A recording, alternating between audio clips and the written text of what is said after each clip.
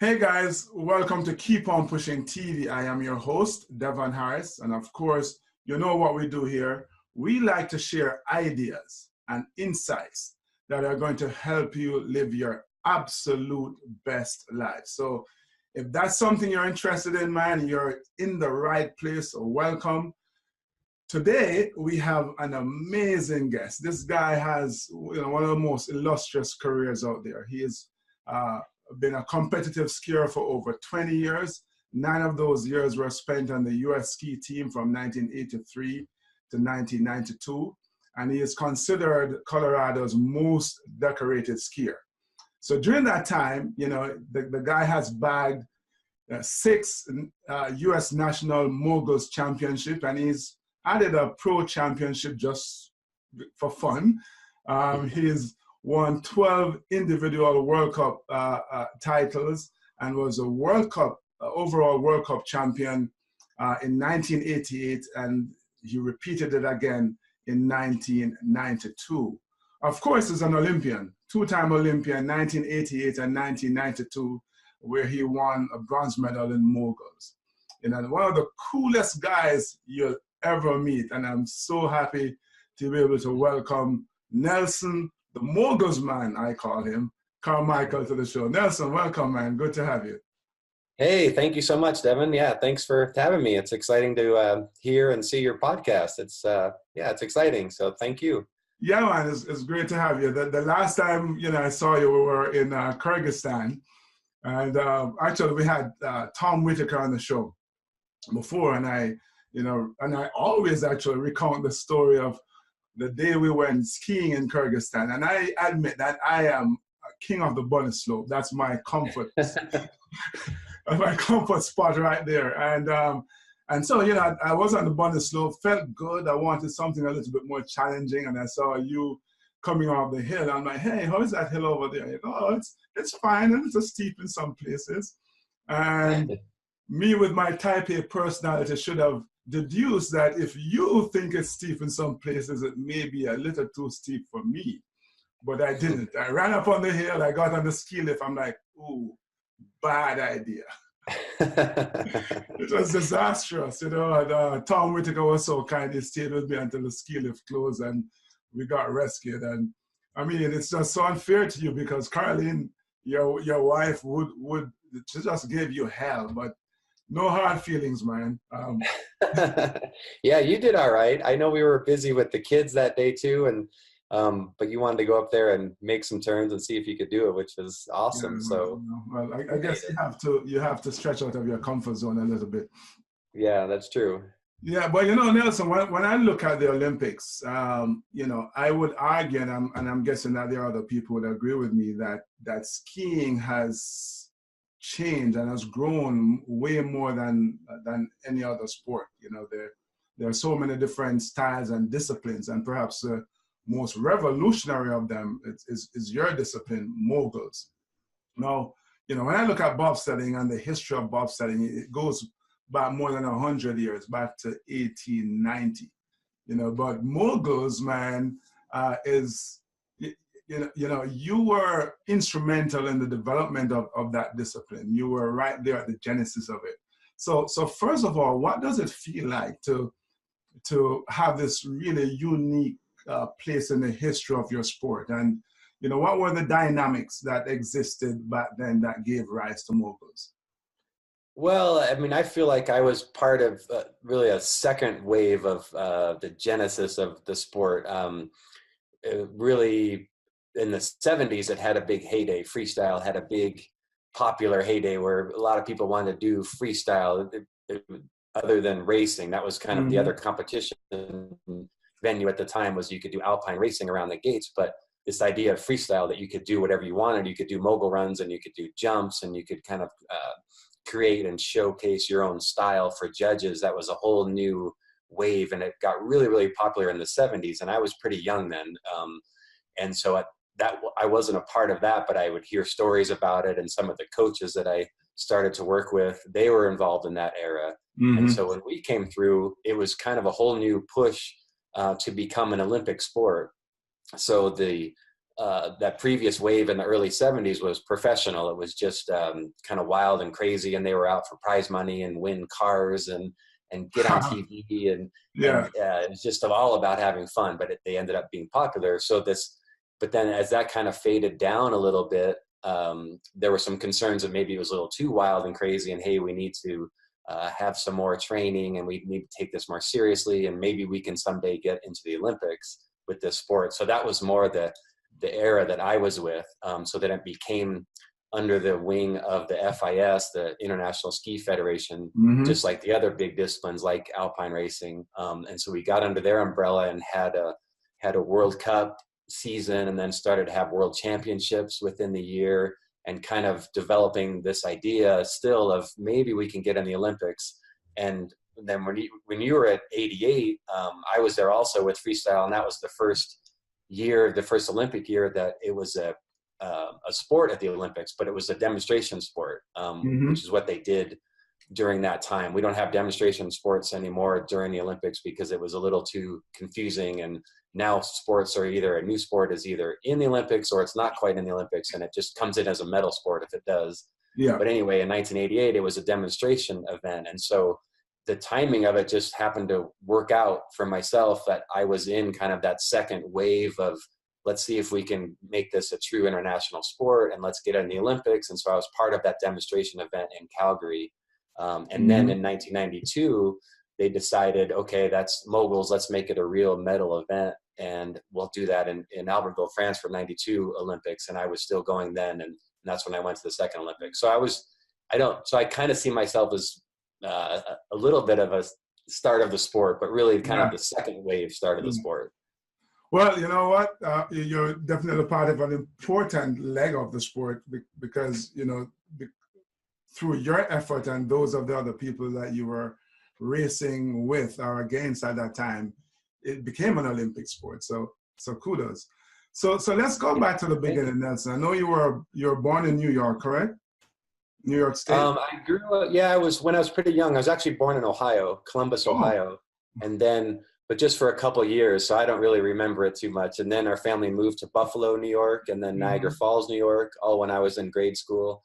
And then we moved out to Steamboat Springs, Colorado, when I just out of grade school. So I was about 12 when we moved out here. Yeah, and you learned to ski where? Where did you learn to ski?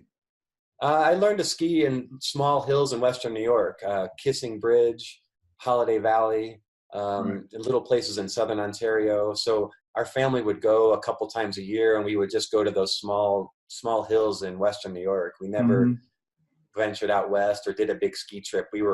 My parents were very, twice a year kind of skiers, and would drag my sister and I. We would. So was that something that you really took to from the outset, or you just kind of grew into it?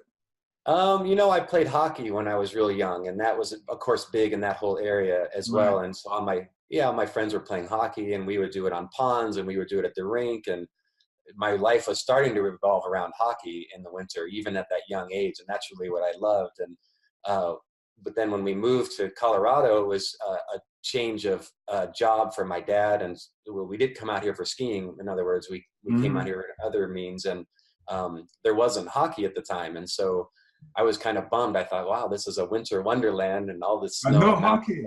No hockey, yeah.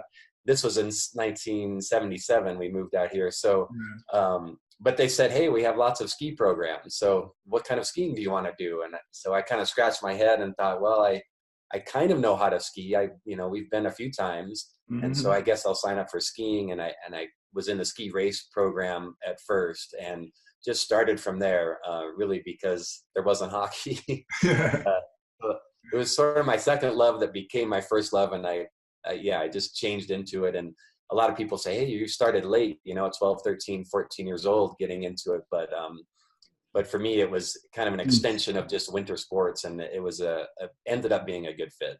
Yeah. So I'm assuming that when you just started out, were you alpine skier, downhill skier? What discipline did you do? Yeah. So I did downhill skiing. Really, the choice at the time for kids to get into for a program. I think my mom wanted to get me into some program, not just kind of be out there recreation, but it's like, hey, you can take a real program and have a group of kids you could be with and have a coach and at least have some direction.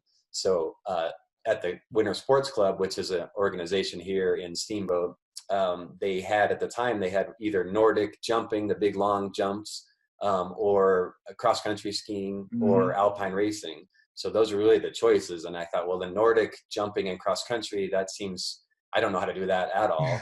So I guess I'll do alpine racing because I sort of know how to ski. And I think I can navigate the gates and learn how to stop a little bit better. So yeah, I just did alpine racing at first and did that for really only the first year. And then during that time, the freestyle program was just starting up. So there was a coach that had moved to town, Park Smalley, and his brother John, and they were kind of from that era that I was talking about, that 70s era of freestyle. And but they weren't competing anymore, but they wanted to start a freestyle program, which moguls is part of freestyle. So they wanted to start that up within the Winter Sports Club. They said, hey, we know you have alpine racing and you have these Nordic events, but we'd like to show kids freestyle skiing and start a program with freestyle. So eventually they said, okay. And I was watching them. They started up that next year. And so I told my parents, hey, I'd like to switch and do freestyle and do moguls instead. So what was it about freestyle and moguls? Because you don't strike me as a wild child. So what was it about that freestyling, thing about moguls that drew you to it? I think there was just more going on. I think there was more, it was not this, I mean, alpine racing is very challenging, but to me, it was always just around the gates. So whether you're doing slalom or giant slalom or downhill, it was this, to me, it was kind of just gates, making these same turns. Whereas the freestyle, I saw, they can ski moguls and they can ski where they want and how they want. And then they can learn how to do these jumps, learn how to do tricks and jump off moguls and, do tricks and aerials as part of freestyle also. So I wanted to learn aerials and do backflips and double backflips. And it just was more, it seemed like there was more going on. It was three-dimensional, if you will. Yeah. So define or describe a moguls for those of our listeners, viewers who don't know what a mogul is. Yeah, sure. So ski resorts, they groom the slopes most of the time, most of the places. You have nice groomed trails where they'll take snowcats and they have this groomer behind it that smooths out the snow and makes it very, very kind of mellow and smooth and nice to turn on. But then in places where they don't groom the snow, and that might be every night on some runs or every other night, they keep it really smooth. But other runs that are a little steeper, they'll leave alone and moguls will form up just from people turning over and over and the slope not being groomed by a machine like that. And so the more it gets skied, the more chopped up it gets. And these moguls, these kind of push piles of snow form and the skiers go between them and around them and through them in all different ways. But the more they ski it, kind of the rougher it gets and the more the moguls build up and maybe it snows again and kind of fills them in, but then skiers will ski on them more and then it roughs them up more. And so that's just the natural progression of how moguls or bumps, people call them, form up on a slope. So, obviously, I guess it would be like the difference between driving down a smooth highway and a potted, off the road track kind of thing. Yeah, exactly. Yeah, something that's not taken care of. It's just left to the nature of all the skiers going through there. Yep, and forms up those bumps.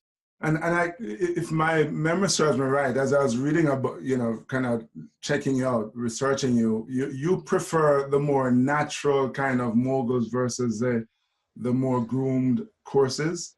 Yeah, so just the evolution of the sport happened to be that they would have a course maybe set up for competition, but there weren't moguls on it already. So it wasn't, maybe the snow conditions weren't quite right to form the moguls, or there weren't enough skiers forming moguls ahead of time. And so people kind of thought, well, what are we going to do? We have to get some moguls on this course because we have a competition coming.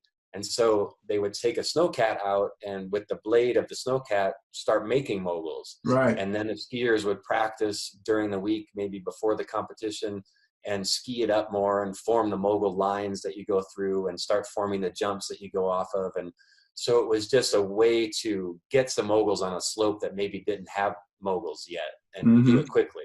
Right. And so from there, it's really progressed into now the mogul courses that you see on television. If you see a World Cup or you see the Olympics, they're all made by a machine. They're all made by snowcats, and the moguls themselves are made and measured out, and the jumps are the same, also measured out and made and produced, and the landing areas for each of the jumps. There's 2 jumps going down the mogul course. The landing areas for those are all prepared, and the moguls are actually taken out of those sections so you can have a good landing spot, and then you ski back into the moguls. So it's just, so when I skied, when I first competed, it was all natural courses all the time. And then this problem arose kind of during those years of, hey, sometimes we have a course without moguls, let's make some. So it was kind of a combination, sometimes natural, sometimes machine made. And then towards the latter part of my career, and especially just after that, it all became man-made courses. And that's what you see now. So I think just because what I grew up with was more natural, so I like that. Whereas kids now, of course, they grow up with machine-made courses, so they prefer those. Yes, that makes sense. So I read that when you were about 14 or 15, your mom was cleaning your room and found a note that you had written saying you wanted to be one of the top 5 skiers in the world. Now, obviously, you've way superseded that. You actually became the best, as one of the best. When you were writing that down, Nelson, were the Olympics on your radar at the time, or you just wanted to be just a badass skier?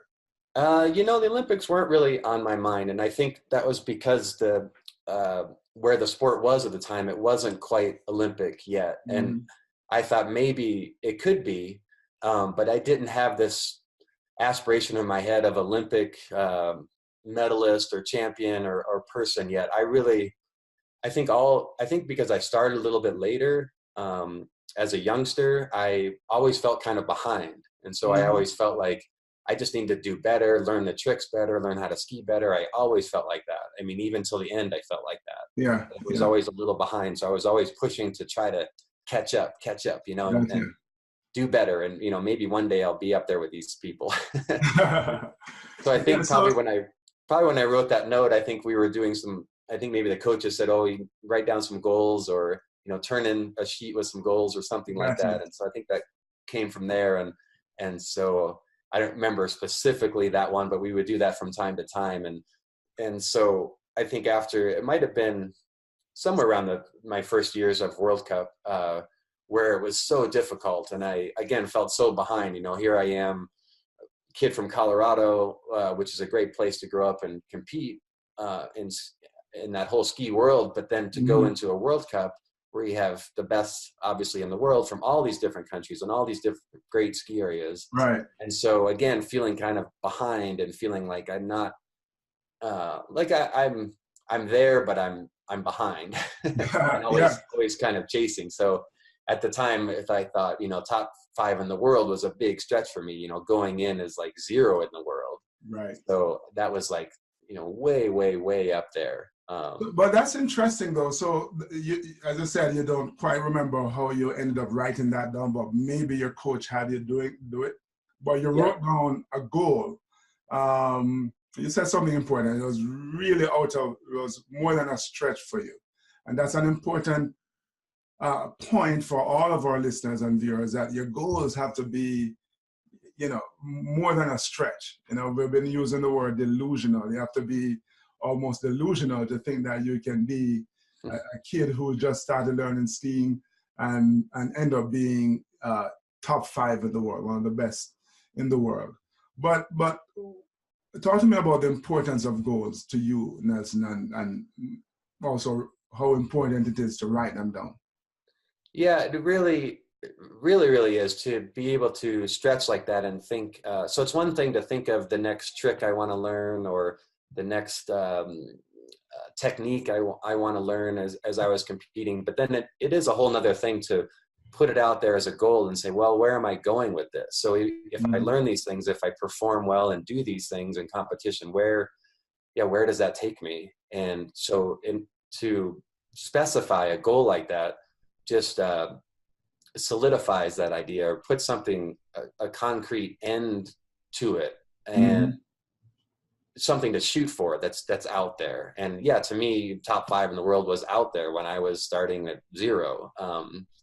And it may have even, eventually I remember being sixth in the world a couple of years in a row. So I was close. You're close, yes. But it took a little while. So yeah, and then so to write those big goals, and then I remember, yeah, we would do them from time to time. Often we would write these down and fill out a whole sheet of goals, and some of them might be really specific technique things, or or speed. I want to be this kind of speed on these kind of courses, or I want to learn this jump, or kind of specific smaller goals. But then they would always ask on these sheets, or we'd make our own of those big goals of world champion, Olympic champion, or I want to be 3-time this or 2-time that, or I want to win more World Cups than anybody has, or something. You could put up these outrageous ones on there, and I think it would just be an important exercise to really stretch and throw it out there, and just even think about what may be possible. Yeah, have something to work for, and knowing that it is possible, as I say, if you do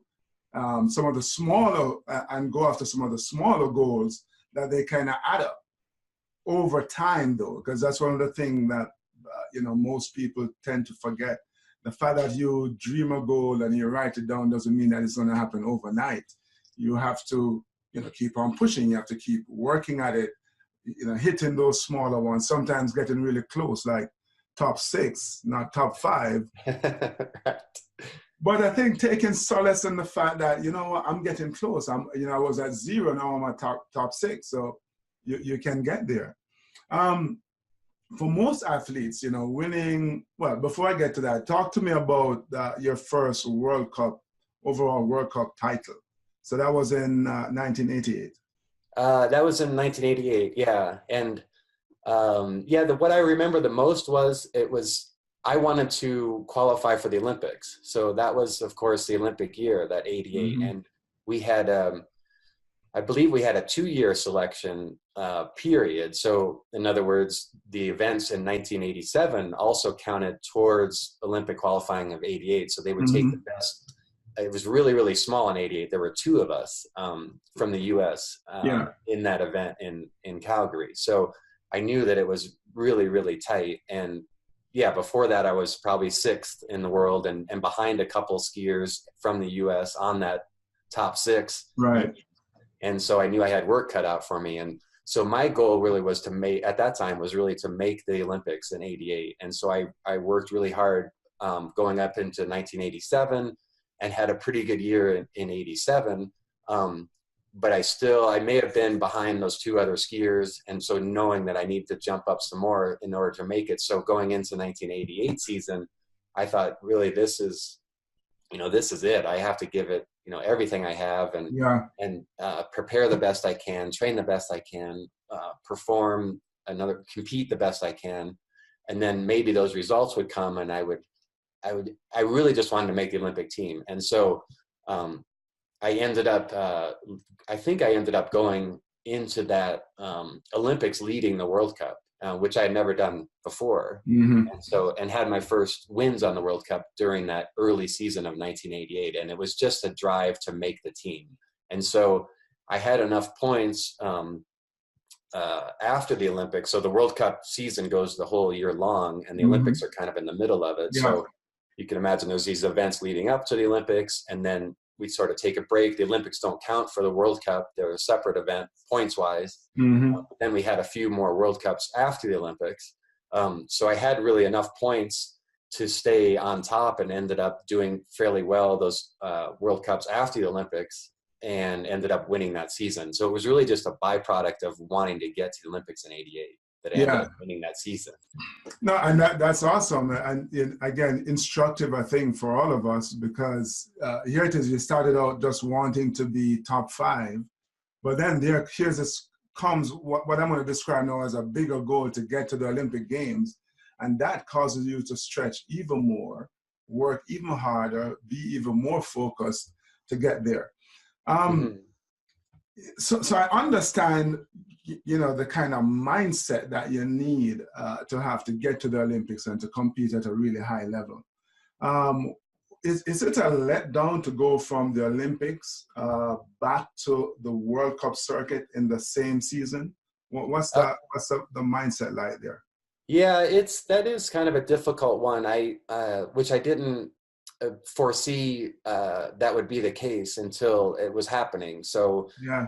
Because you're gearing up, doing World Cups, leading up, and then the Olympics come, and of course it's this big thing, the biggest ever in my life at the time. And so then you go back to World Cup, it's still a big thing, but there is that, it's like, Yes. hey, where's all the, where are the cameras and the lights? Yeah, where's all the attention and all the action? And exactly. And realizing that you're back from this huge break, this big thing that you just did back on the World Cup. But in the same token, the World Cup is still a big thing. And I wanted to finish that season strong. So it's a little bit difficult, but I always, as a skier, I always like that idea of it's the season. It's going to all these different places around the world and competing in these different venues and the weather and everything that goes along with it, and taking that whole season. And that's the season-long champion. I always like that idea. And I think maybe from appreciating other sports that do a similar thing that way. So we have this giant event in the middle, but I kind of like the idea. It was a little bit of a letdown, but also I like that idea, that concept of the World Cup. Consistency over a long period of time. Yeah, and who can sustain that whole year-long calendar and come on top at the end of it. You're right, because that does require a different level of mental strength and mental effort. But so here you are, you're going to Calgary, leading the world and the World Cup circuit, the same guys you're going to be competing against at the Olympic Games. You end the year on top of the world as well, but you came out of Calgary without medals. What happened there? Yeah, so that was tough. I mean, well, what happened also is my father was killed in a car accident just before the Olympics in 88. Yeah, and so we were in Japan we were doing 2 World Cups in Japan, and those were the last 2 before the games. And right after the first one, I got the horrible phone call from my mom and explaining what happened. He was killed in a car accident, and it just, that must have been crushing. Sorry to hear that. Yeah, that was crushing, and it still is. And so I was kind of on a little bit of autopilot maybe through the Olympics, as far as in my head, and not really wanting to be there, and in mourning for sure, and just kind of lost. And but again, there was so much training and so much buildup, and I was be able to get through most of it automatically. But it was a tough time for sure. Yeah. And as you could imagine, and so we had 2. I'm trying to remember. We had 2 runs in Calgary. So because it was such a small field, there was only 12 men skiers total in the whole event. They wanted to keep these demonstration events very small and not have that many athletes. It's not the full field. Maybe a full field of World Cup or Olympics now would be 60 or 70 men, but there were 12. So a pretty small and a short time frame event. But we had 2 runs, and the first run was just to seed the skiers to go in reverse order for the second run. And then it would come down to just that second run for the results, for the medals. And so I did all right I won the first run. And so I went last in the second run, and we waited and waited and waited and waited. I remember, I don't know what was going on TV or scoring, or it was, I think we took the last run at about 4:30 to 5 p.m. I mean, really, really late. Nobody really expected it. And I ended up, so I won the first run and waiting for all this stuff, and then went on the second run, and I just, everything was going along fine, but I just kind of skipped over a mogul a little bit too far than I expected, and ended up, kind of landed this bump a little bit too far and not quite in control, and I just spun out, and immediately I was on my back. And I thought, oh man, this is over. Yes. I'm on my back. Olympics. Yeah. Yep. So that was that. I ended up 10th. A couple other people crashed, and so out of the 12, I ended up 10th in those Olympics. And so it was heartbreaking for sure. I mean, to go in, leading the World Cup, and first Olympics, and then I lead the first run, and then end up crashing on the second run.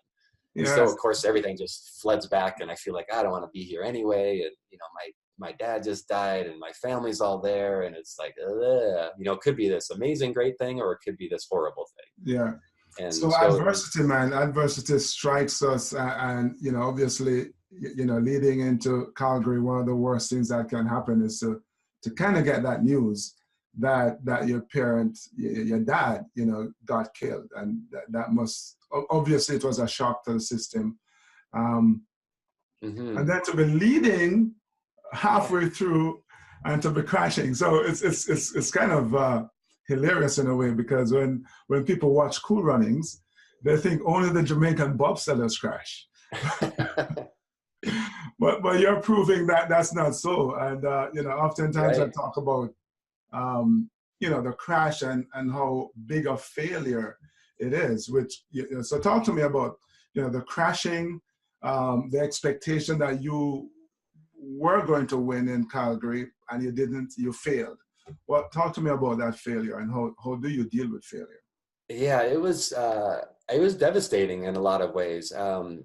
Because there's so many emotions. Like feeling great to be there, to have made it, putting that big goal out there a year ahead of time, and then making it, and there you are with everybody. And so on that side, it feels wonderful. It feels like everything's happening just fine. And then on the other token, yeah, to crash and burn and be out of it, feels like, now what? You know, was this all worth it? What am I doing? You know, I'm so depressed and lost, and do I continue? You know, what's really going on? It's so many emotions. And then I think friends and family all being there too is really tough, just because they don't know what to say or what to do. And people say, oh, I'm sorry, or, you know, you were doing great, or you're such a, you know, this or that, you know, you're a good skier, you're such a great competitor, you know, keep going. Or they don't know what to do or what to say, and I don't either. And so it was really, really tough. And I was grateful that we did have the rest of the World Cup season. And I thought, if I can kind of do my thing and stay in there, and I still had that goal of that World Cup season. And I think without that, it would have been really, really tough. So say if that was the end of the year for me, I mean, I might have just stopped altogether. Yeah, that would have been a bad way to end the year for sure. But I think the fact that you went on to compete in the rest of the World Cup circuit and won, and the fact that you're here telling the story as well, you know, just reminds me that failure isn't fatal. You know, it's not fun for sure. It is going to happen, but it's just one of those things that all of us have to deal with along the way. But here I am, telling the tale of our failures. You know, not many people can say they failed on the world stage, but wow, here both of us are, you know, after the fact. So I think awesome. that's true. And I think more and more as we get older, we realize that more and more that failure is such a big part of life, and that's okay. It's okay to have those failures, and it's even better to have those failures, because then we learn and we move on, and hopefully don't do those things again. Yes. And so I wish I knew that more when I was younger. At those times, I think I was 22 at the time, and instead of being so devastated, to think, hey, that was a huge failure, but that's okay. I'm in the arena. I'm doing this thing, and I'm here to compete, and failure is part of it. That's okay. Let's go. Yeah, you know, sometimes certainly in my early years, I think about that too. You don't, I describe that, you don't pause long enough to smell the roses. You're so focused on the goal, Sure. on that end point, that you fail to recognize all the other wonderful things that are happening around you, even in the midst of adversity. Yeah, sure. You know, and not to put your self-worth on it. I think that's a hard one too, especially being young. We want to, if we have a good result at the end of the day, we feel like, oh, we're worthy, we're something. And if we feel like we don't, we're not worthy. And that's a hard lesson to learn, that it doesn't matter. And your family, people love you anyway, and it doesn't matter. It is part of the growth process, and you're absolutely right. It's again another. I want to stick a point here long enough so that this sinks in our audience that, hey, your self-worth should never be wrapped up in that end goal that you're striving to achieve, because you're still worthy. You're still, in fact, if you're striving to achieve a worthy goal, it means that you're a worthy person. You're you're valuable to other people, and you know that trophy isn't the be all and end all for sure. How long after Calgary Nelson was? How long was it the space between the Olympics in Calgary and the next World Cup race? That's curious. It was quick. We didn't stay for closing ceremonies. We went on to the next place. So it was. You missed a great party, man. Yeah, I know. Yeah, I know. I would have liked to party with you there. Yeah, the closing ceremonies were great. So you had this devastating result, and you had to get right back into it. Yeah, we were already back in Europe, I believe, that year. We were already back at it and had maybe 3-4 events, to finish that season. I think all through March. So we were already back to it. So then you obviously repeated again in '89, and then you're off to Albertville, where it's now a full Olympic sport, and you're obviously still one of the top skiers in the world. You end up with a bronze. What was that a letdown for you? Yeah, a little bit. Yeah, when you want to, again, goes back to those goals, of course. Olympic champion, Olympic gold medalist, that has the ultimate ring to it. Yeah. And I always thought Olympic bronze medalist, that's okay too, but it doesn't have the same ring. But it's not a very healthy way to look at it. It's a little bit of a kind of spoiled brat way to look at it. That's a competitive nature in all athletes, I think. Exactly. Yeah, exactly. Because people would say, "Oh, congratulations," and that's so great, and that's how how did that feel? And I always tell that, well, bronze and silver and gold sound better, and that is the competitive nature. That's all that is. That is true. Yeah. Carmichael of the USA, 10th and 88. Now is his moment. Can he be gold in '92? Nice helicopter up there on top, Greg. I think anything less than gold for Nelson at this point will not be good enough, so he's going to pull out all the stops here. Watch these knees go to work. Feeling his way down. This is like braille, speed braille, reading it with your toes. Look at the deflection there. Knees banging back and forth from inside of those bumps. Now here's where it's all going to come to a head. Nice twister spread. If he lays this one down, it could be a high-score run in the run to beat. Nelson Carmichael, 32.05. Nobody else has been faster than that. How will they judge the air and turn? Night in Teen, the French and American flags were raised over the Alps.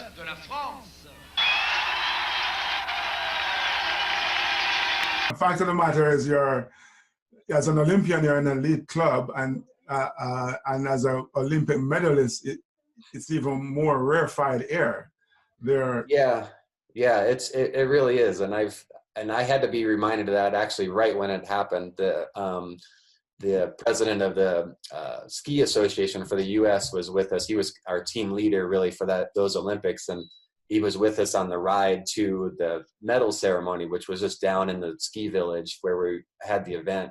And so it was a couple hours just after the hill, and I was excited, but also like, oh, there's second and first still out there, and I missed them. I made a couple mistakes, and there it went. And he reminded me just what you said right then about just kind of, hey, how rare this is, and be proud of everything that's happening, because it is so rare and so exceptional. And he really kind of put me right back in my put it right back to me, Yeah, but the thing I noticed with us as human beings, and especially when you're ultra competitive, is that we have a tendency to beat ourselves up. Things didn't go quite the way we wanted it, we intended, and the only thing we can think of is to belittle and berate ourselves, as opposed to looking at so we mess up on one thing, we did 99 things really great. Right. But that one mistake we allowed to overshadow the 99 things that we did great. So dude, I haven't made it anywhere near the podium yet, so congratulations. I've tried 3 times. I know, you've been there 3 times. So that's awesome. But I know, and it's kind of interesting, because here we are talking about how special winning even the bronze is, but for you, winning the World Cup titles was even more special to you? Yeah, and again, I think that comes from being a skier and knowing that that's the sport. I had this championship kind of mindset always during those strong years. Yeah, and so in '88, as I said, it was really I won that year as a byproduct of just wanting to make the Olympics, and then that meant I had good results, and so I hung on and won that year, and super exciting for sure. And then going into '89, to be able to defend that, I thought, wow, now I'm in a position where you go in and do your best to defend a title. Yeah, the bullseye is on your back. Yeah, a little bit. Yeah, yep, exactly. But then I didn't have that Olympic champion kind of bullseye, so I could still be a little bit under the radar and still kind of have that feeling of I'm behind and I've got to fight, because the Olympic champions are there, and there's always younger kids, of course, that are better and stronger and faster, and they're all starting to come up, and so I'm trying to keep these young kids at bay, I felt like, and still try to catch up with these older people that I feel like are still really, really good, and to be able to defend the title. So that was where it all came together, really. I felt like was that '89 season, and I just really wanted to be very, very consistent. I didn't really have a number in mind, like, hey, I've got to be top 3 every weekend or top 5 every weekend, or I have to win X amount of events. I just thought be really, really consistent. And so that came into the training a lot of just train to be consistent. So kind of no matter what, I had this idea that I was prepared and I was ready, and I could do a consistent run almost every time. And that was the most important to me, because I knew I had that whole season to go. In order to win that season, that's what it would take. Yeah, and it's interesting because you mentioned it again, that you felt like you were behind. You're always trying to catch up, right? So certainly there were what I'm going to describe as your peers that you were competing against, that you somehow felt that you're behind them. And then you mentioned the young kids who were coming up that you're trying to hold off. And do you realize now, you probably weren't thinking about it then, that those young kids probably felt that they were behind you, trying to catch up? Yeah, I suppose so. I didn't think of it that way at the time. I just thought they're naturally so good, and they're young, and they're just feeling it and going. And I thought, gosh, yeah, I'm sort of in the middle here. How do I chase and also keep them at bay and keep and stay in there? But I think what's great about that line of thinking, Nelson, is that it kept you hungry, it kept you motivated, and I think any mental trick that we can use to keep ourselves going, working hard, working consistently, as you just said, to produce the results. Yeah, for sure. Yeah, for sure. That was I think looking back, it was a good spot to be in. I didn't want to feel like I had won everything and now I just have to go down and ski and just it would automatically happen. I never felt like that, and I didn't want to feel like that. I felt like complacency. You're right. If you become complacent, then you're on your way to failure. Absolutely. Yeah, always something to chase and push toward. So I know as I said earlier, you have had an amazing career, but I also know that you enjoy giving back. You give a lot of free moguls clinic in steamboats. What other causes are you involved in?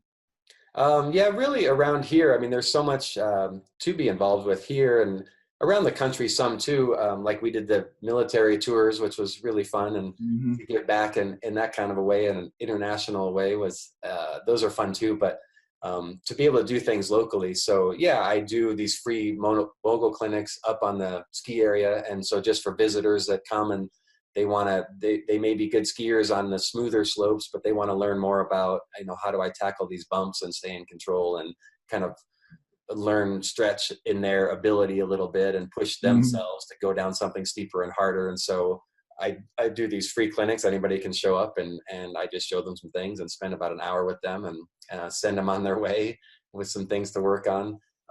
But I also do things with the Winter Sports Club here that I mentioned. So when I was a youngster and I was involved in the club and a kid in the club, there's lots of ways. They have lots of fundraisers and ski days and functions to be able to help really raise money for them. They're always struggling to keep the prices low so that kids can come in, and they don't have, skiing's an expensive sport anyway. And then if they're involved in these competition programs, you can imagine it's even more expensive. So always lots of fundraising efforts to try to keep the coaching fees low and the travel fees lower, and they have scholarship funds. And so yeah, different events to try to raise money for them. And then there's also another good organization here called STARS, which is an adaptive sports program. So people that they may have been hurt in battle, like wounded warriors, or they may have cognitive issues or other physical disabilities.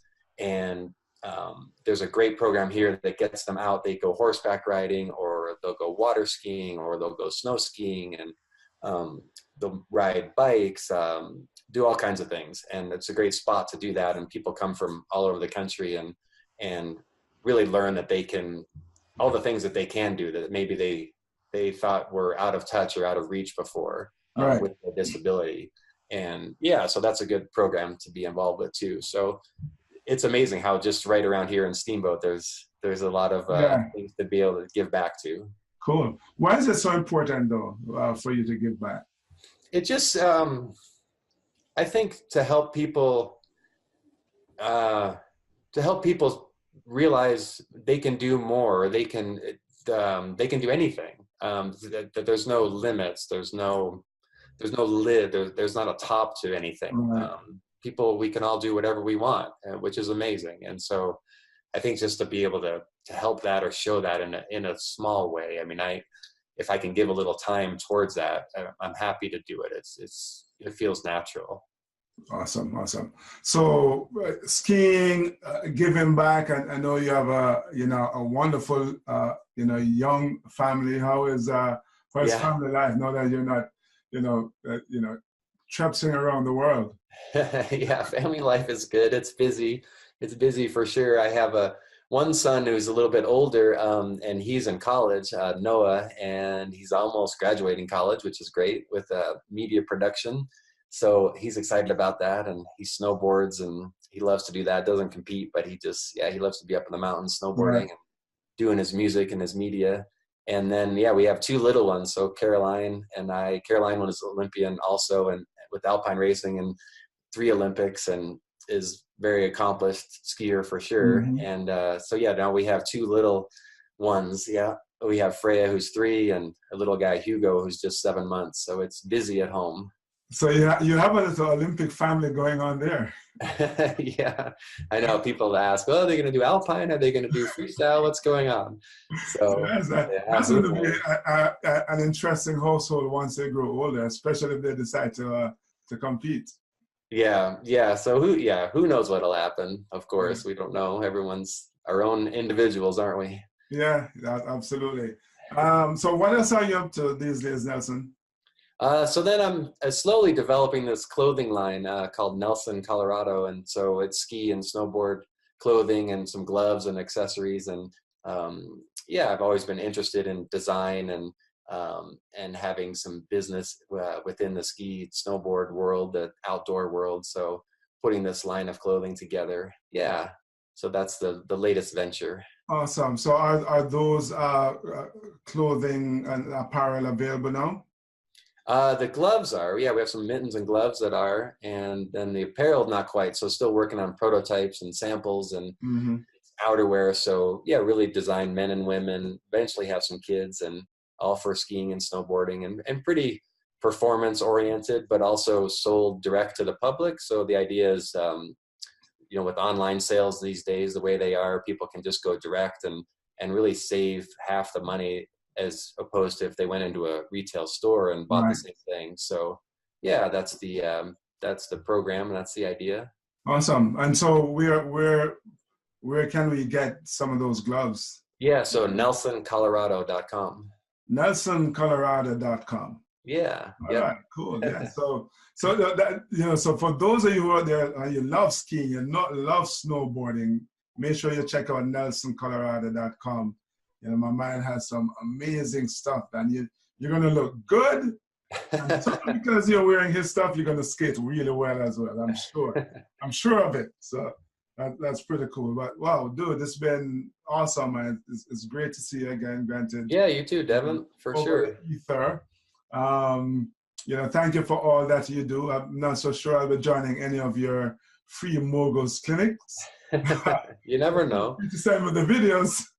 Yeah, you never know. We got to come on out to Colorado. Yes, I guess so. But you know, congratulations again on all the amazing accomplishments. Thanks for being such a good example of what it means to set goals that stretches you, and then to not just to set the goals, but to put the work in consistently and to push yourself to achieve them. You've done awesome, my friend.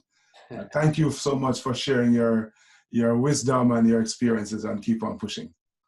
Yeah, well, thank you, Devon. Yeah, it's an honor. It's great to see you again. And yeah, I still tell people stories about some times we were together, and just mentioned, of course, Jamaican bobsled, and they know exactly what I'm talking about. So it's always exciting. Yeah, it's all good, man. So give my love to Caroline. Yeah, will do. All right. All right, thank you.